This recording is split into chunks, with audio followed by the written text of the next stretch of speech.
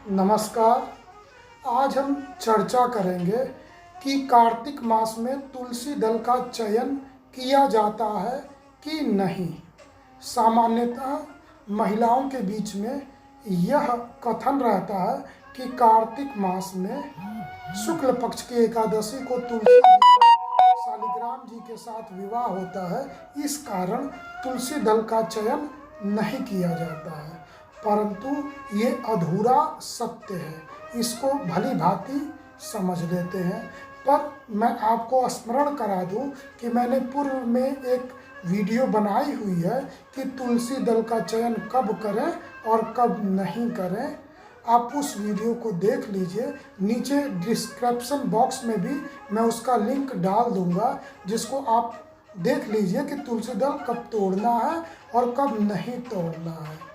कार्तिक मास में तुलसी दल चयन संबंध में जो कथन है वो अधूरा सत्य है।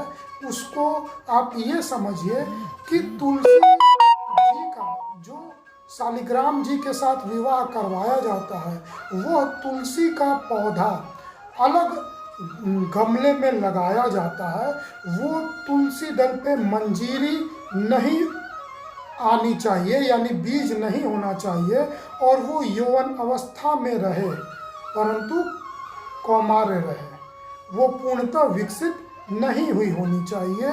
उसका विष्णु जी के साथ विवाह कराने उपरांत ब्राह्मण को या किसी मंदिर में वो गमला सहित आपको पूरे श्रृंगार के सामान के साथ दान करना होता है। उस पौधे का खंडन या उसमें से तुलसी दल का चयन नहीं किया जाता है।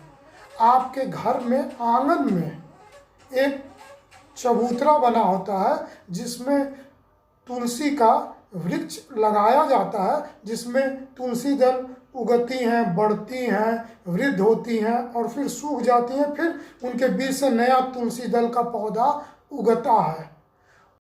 उससे भी तुलसी दल नहीं तोड़ा जाता है, क्योंकि उसमें हम निरंतर पूजा कर रहे होते हैं, तो उसमें से भी तुलसी दल कभी नहीं लेना चाहिए। तुलसी दल का चयन करने हेतु हमको अलग गमला लगा के रखना चाहिए। आप 2, 4, 6, 8, 11 गमले लगा के रख लीजिए, जिससे रोज़ आप 10-10 पत्तियां करके तोड़िए और 108 पत्ती हो जाए, या जितना आप चाहें वो विष्णु जी की पूजा में उन पे अर्पित करने के लिए भोग प्रसाद में प्रयोग करना चाहिए। अर्थात आपने जो आंगन में तुलसी का पौधा लगाया हुआ है, जिसमें रोज आप जल डालती हैं, उसमें भी तुलसी दल का चयन नहीं करना चाहिए। और शालिग्राम जी से कार्तिक माह में विवाह करने हेतु जो अलग अलंकृत गमले में तुलसी का पौधा लगाया है, उसमें से भी तुलसी दल का चयन नहीं करना चाहिए।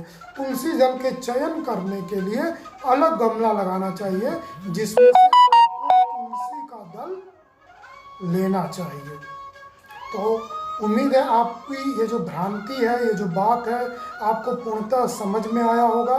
इसी के साथ धन्यवाद, नमस्कार।